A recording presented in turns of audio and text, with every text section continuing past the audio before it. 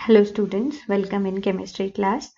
आज हम डिस्कस करेंगे डाइपोल मोमेंट। डाइपोल मोमेंट क्या होता है, डाइपोल मोमेंट को हम किस तरह से एक्सप्रेस करेंगे और साथ में डिस्कस करेंगे एप्लीकेशंस ऑफ डाइपोल मोमेंट। तो शुरू करते हैं बच्चों। हमने कोवलेंट बॉन्ड के बारे में पढ़ा और साथ में पोलर कोवलेंट बॉन्ड्स के बारे में पढ़ा। अब पोलर कोवलेंट बॉन्ड्स क्या होते हैं बच्चों? Due to difference in electronegativity जब आपके पास पोल्स डेवलप हो जाते हैं, ठीक है, तो उन बॉन्ड्स को जनरली हम क्या बोलते हैं? Polar bonds. और मॉलिक्यूल्स को बोल देते हैं पोलर मॉलिक्यूल्स, ठीक है ना। अब मान लो ए बी मेरे पास एक कंपाउंड है, कोवलेंट कंपाउंड है। अब इसके अंदर सपोज ए जो है वो बी से ज़्यादा इलेक्ट्रोनेगेटिव है, तो ये क्या करेगा? इस इलेक्ट्रॉन पेयर को अपनी तरफ अट्रैक्ट कर लेगा और as a result electron density A के ऊपर क्या होगी? बढ़ जाएगी। तो इस पर पार्शियली नेगेटिव चार्ज आ जाएगा और बी पर कम हो जाएगी, तो इसके ऊपर पार्शियली पॉजिटिव चार्ज आ जाएगा, ठीक है। सिमिलरली मान लो बच्चों मेरे पास एक और कंपाउंड है ए सी।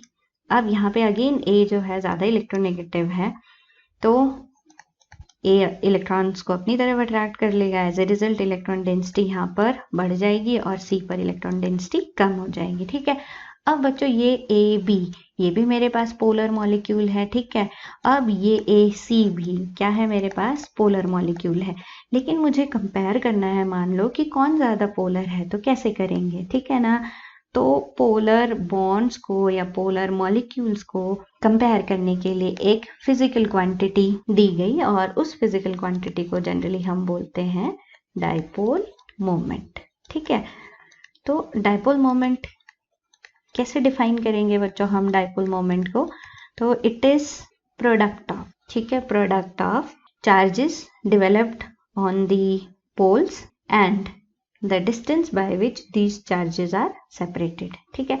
मान लो हमारे पास यहाँ पर Q जो है वो चार्ज डेवलप हुआ। अब बच्चों जितना यहाँ पर नेगेटिव चार्ज डेवलप होएगा ना, सेम मैग्नीट्यूड में पॉजिटिव चार्ज भी डेवलप होगा, ठीक है। तो मैं यहाँ पर क्या बताएंगे हम कि जो डाइपोल मोमेंट है that is product of charge, ठीक है, चार्ज जितना डेवलप हुआ, जो भी मैग्नीट्यूड है चार्ज का, इनटू दी डिस्टेंस, डिस्टेंस को हम डी से डिनोट करते हैं मान लो, तो distance by which these charges are separated, मतलब इनके बीच की डिस्टेंस कितनी है। और इस डाइपोल मोमेंट को हम डिनोट करते हैं बच्चों म्यू से। तो dipole moment is product of charges developed on the ions and the distance by which those ions are separated, ठीक है, दैट इज डाइपोल मोमेंट। अब मान लो ये जो Q है, चार्ज डेवलप हुआ, that is 10⁻⁻10 ESU, electrostatic unit, and the distance of separation of the charge is 10⁻⁸ centimetre. तो आपके पास म्यू की वैल्यू कितनी हो जाएगी? 10⁻⁻10 इंटू 10⁻⁸ तो ये आ गया हमारे पास 10⁻⁸ इलेक्ट्रोस्टैटिक यूनिट इंटू सेंटीमीटर, ठीक है। ये हमारे पास डाइपोल मोमेंट आ गया और इस वैल्यू को, ठीक है, ये वैल्यू जो है that is considered equal to 1 debye, मतलब डाइपोल मोमेंट को हम यूनिट क्या हो गई इसकी? डेबी, डेबी में एक्सप्रेस करते हैं डाइपोल मोमेंट को। अब बच्चों यहाँ पर ये इलेक्ट्रोस्टैटिक यूनिट है। अब मान लो इस इलेक्ट्रोस्टैटिक यूनिट को हमने कूलम में चेंज करना है, तो 1 डेबी इज इक्वल टू, अब कैसे करेंगे हम? इसके लिए हमें पहले समझना होगा कि 1 electrostatic unit is equal to 3.335 into 10⁻⁻10 coulombs, ठीक है, इसके बराबर होती है। तो और साथ में यहाँ पे सेंटीमीटर को भी हम सपोज मीटर में बदल लेते हैं, तो यहाँ पर 1 centimetre is equal to 10⁻⁻2 metre. तो इस इलेक्ट्रोस्टैटिक यूनिट सेंटीमीटर को हम कूलम मीटर में बदलेंगे तो क्या आ जाएगा हमारे पास? 1 डेबी इज इक्वल टू 10⁻⁻18, ठीक है। और ESU सेंटीमीटर को हम कूलम और मीटर में बदल देंगे। तो क्या करेंगे, यहाँ पर इनकी वैल्यूज को लिख देंगे। कैसे बच्चों, आप देखो यहाँ पर मैं इसको यहाँ नीचे एक्सप्रेस कर रही हूँ, 10⁻⁻18, ठीक है। और ESU इक्वल टू क्या हो जाएगा, 3.335 इंटू 10⁻10 कूलम्स, और सेंटीमीटर को हम मीटर में बदलेंगे तो 10⁻2 मीटर। तो ओवरऑल बच्चों ये आ जाएगा हमारे पास 3.335 इंटू 10⁻30 कूलम मीटर, 1 डेबी, ठीक है। 1 डेबी इज इक्वल टू ये आ गया। तो ये आपने यूनिट जो है याद रखनी है इसकी, ठीक है।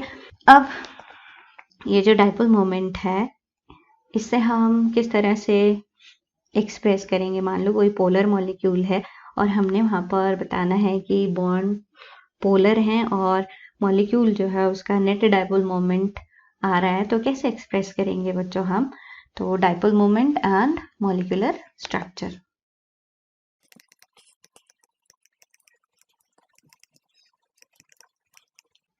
मान लो हमारे पास है डाइएटॉमिक मॉलिक्यूल्स। अब डाइएटॉमिक मॉलिक्यूल्स कौन से होंगे बच्चों, जिनमें कि 2 ही एटम्स होंगे, ठीक है ना। अब वहां पर हमने डाइपोल मोमेंट एक्सप्रेस करना है, तो कैसे करेंगे हम। सपोज मेरे पास HCl है, ठीक है, HCl। अब यहाँ पर Cl ज्यादा इलेक्ट्रोनेगेटिव है, तो बच्चों आपने एक चीज याद रखनी है, जनरली डाइपोल मोमेंट को हम एक एरो के साइन से शो करते हैं, ठीक है। इस एरो का हेड जो है वो होता है टुवर्ड्स मोर इलेक्ट्रोनेगेटिव एलिमेंट, और ये जो टेल है ना यहाँ पर हम पॉजिटिव बना देते हैं इस तरह से, और ये टेल होगी टुवर्ड्स लेस इलेक्ट्रोनेगेटिव एलिमेंट, ठीक है ना। जैसे मान लो बच्चों यहाँ पर HCl मैंने लिखा है, तो इस HCl में Cl ज्यादा इलेक्ट्रोनेगेटिव है, तो हम डाइपोल मोमेंट कैसे बताएंगे, इस एरो से, और एरो का हेड टुवर्ड Cl क्योंकि ज्यादा इलेक्ट्रोनेगेटिव है और हाइड्रोजन इलेक्ट्रोपॉजिटिव है, ठीक है। इसी तरह से और एग्जांपल ले लेते हैं। मान लो मेरे पास HF मॉलिक्यूल है, ठीक है। इस HF मॉलिक्यूल के पास भी फ्लोरीन क्योंकि ज्यादा इलेक्ट्रोनेगेटिव है, तो डाइपोल मोमेंट इस एरो से, ठीक है, मोर इलेक्ट्रोनेगेटिव की तरफ इसका हेड और इलेक्ट्रोपॉजिटिव की तरफ इसकी टेल, ठीक है।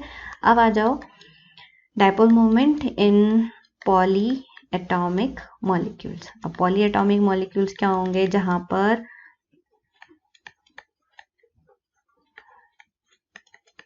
दो से ज्यादा एटम्स होंगे, ठीक है ना।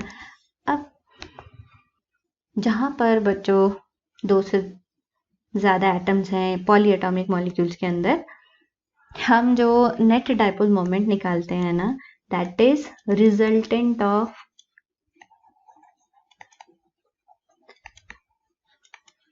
Dipole moment of individual bonds.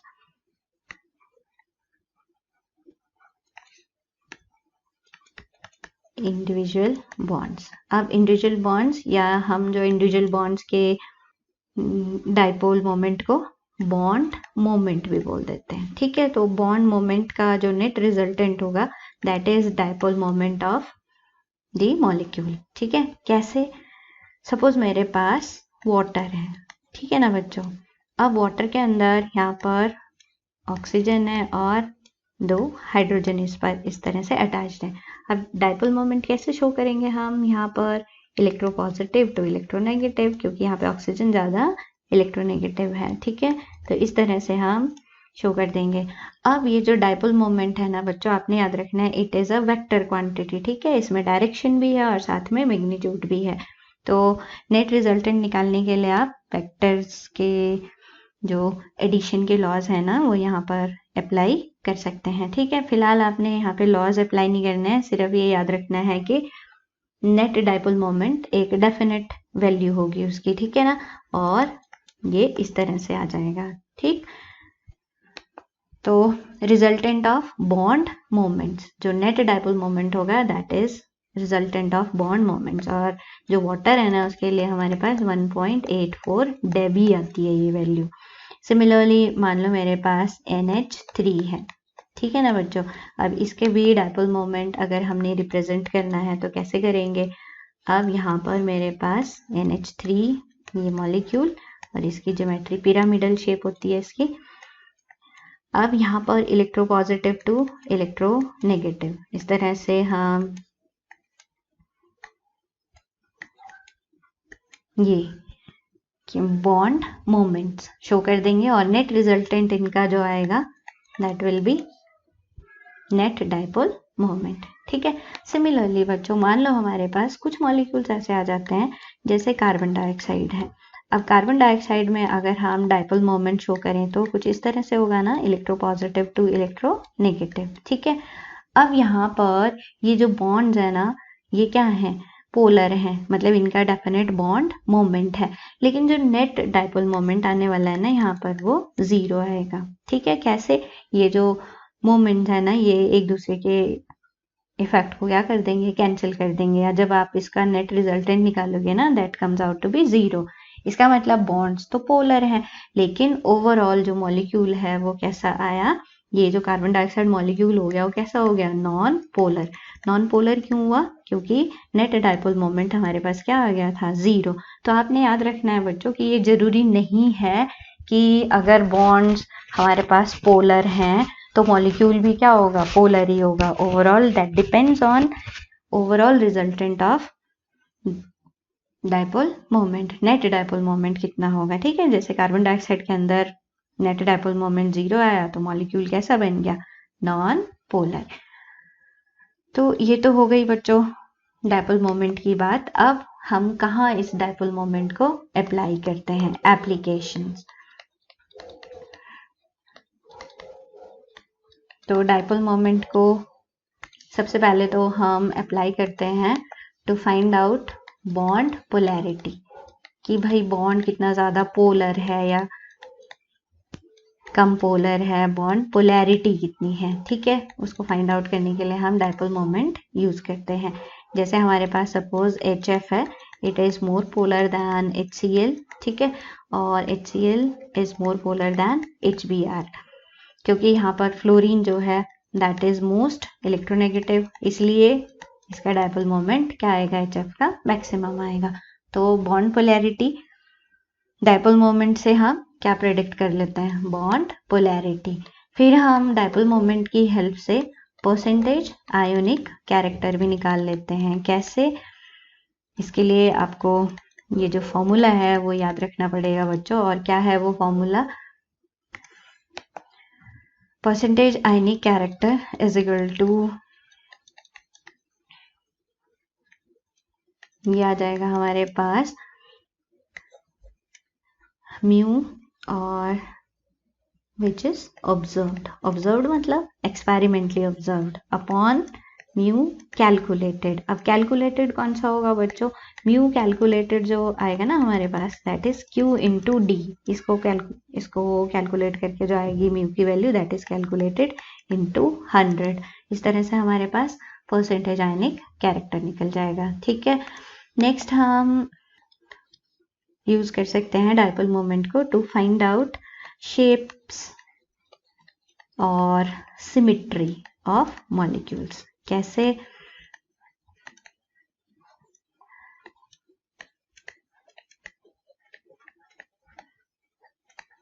अब कई बार बच्चों क्या होता है, मान लो हमारे पास पॉलीएटॉमिक मॉलिक्यूल्स हैं। ठीक है। सपोज मेरे पास CH4 है। अब ये जो CH4 है ना, अगर हम इसका बॉन्ड डाइपोल से रिप्रेजेंट करते हैं ना, तो वो इस तरह से आएंगे। बॉन्ड्स यहाँ पे क्या आएंगे, पोलर आएंगे। हाइड्रोजन इलेक्ट्रोपॉजिटिव कार्बन के कंपैरिजन में और कार्बन इलेक्ट्रोनेगेटिव। ठीक है।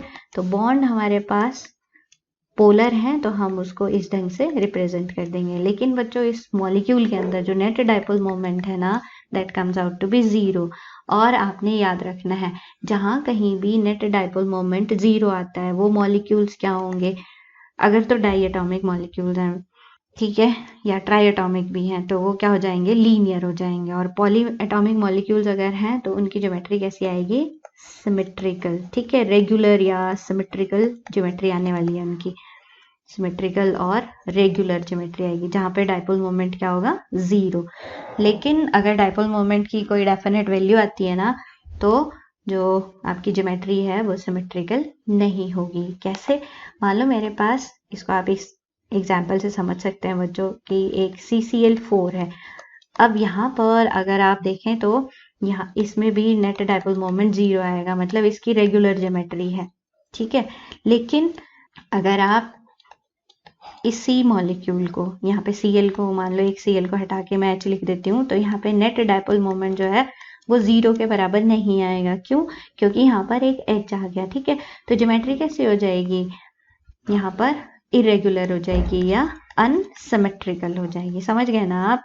तो कहने का मतलब है कि अगर डाइपोल मोमेंट 0 आता है तो ज्योमेट्री या तो लीनियर होगी या सिमेट्रिकल होगी, और if it is not equal to 0 तो ज्योमेट्री इरेगुलर हो जाएगी। नेक्स्ट हम डाइपोल मोमेंट की हेल्प से डिस्टिंग्विश कर सकते हैं सिस एंड ट्रांस आइसोमर्स को। अब सिस एंड ट्रांस आइसोमर्स आप ऑर्गेनिक में पढ़ने वाले हैं बच्चों। मान लो मैं एक मॉलिक्यूल लिखती हूँ और उसको कुछ इस तरह से लिखती हूँ, ठीक है। ये एक मैंने मॉलिक्यूल लिखा है, आप देख रहे हो इसमें ये जो Cl Cl है, H H है, ये सेम साइड है, तो जनरली हम इसको सिस फॉर्म बोल देते हैं। और अगर इनको मैं अपोजिट साइड लिखती हूँ, ठीक है, लाइक टर्म्स अपोजिट साइड, कैसे? आप देखो इस डबल बॉन्ड के बिल्कुल अपोजिट है ना ये लाइक टर्म्स, तो इसको मैं ट्रांसफॉर्म बोलूंगी। तो ये सिस और ट्रांस आइसोमर्स है, आप ऑर्गेनिक में इनको पढ़ने वाले हो। तो क्या होता है यहाँ पर, अगर बच्चों डाइपोल मोमेंट की बात करें ना, तो electro positive to electro negative ये इस तरह से हम शो करेंगे, ठीक है, और electro positive to electro negative. तो यहाँ पर नेट इफेक्ट जो आएगा ना,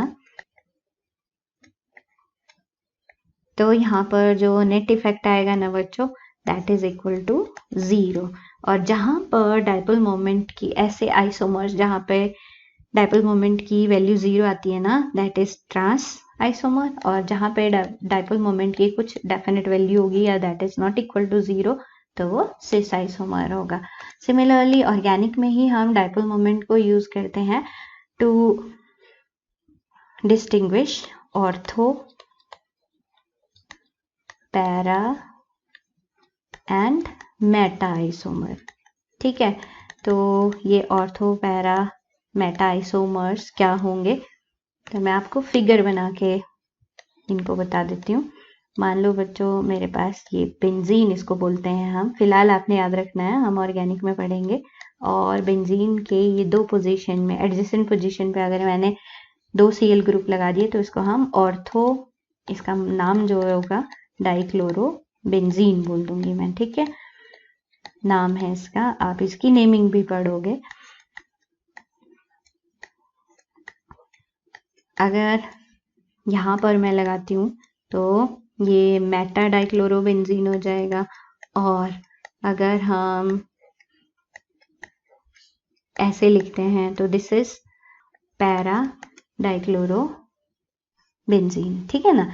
अब बच्चों जनरली अगर हमें डिस्टिंग्विश करना है कि कौन सा ऑर्थो, पैरा, मेटा होगा, तो यहाँ पे जो पैरा है ना, अगर यहाँ पर कार्बन कार्बन है और अगर हम इसमें डाइपोल मोमेंट देखते हैं तो electro positive to electro negative, यहाँ पर भी electro positive to electro negative.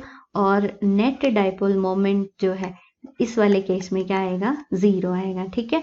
तो जहां पर 0 आएगा नेट डाइपोल मोमेंट, वहां पे हम समझ जाएंगे कि पैरा आइसोमर है, ठीक है। जनरली ऑर्थो आइसोमर्स का सबसे ज्यादा होता है डाइपोल मोमेंट, फिर मेटा का, और जो आपके पास पैरा आइसोमर है उसका सबसे कम हो जाता है। तो ये तो थी बच्चों एप्लीकेशन डाइपोल मोमेंट की।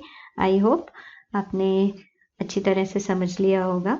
और अगर आपको कहीं भी कोई डाउट आता है तो you can ask me, you can comment me, right. So keep watching, thank you.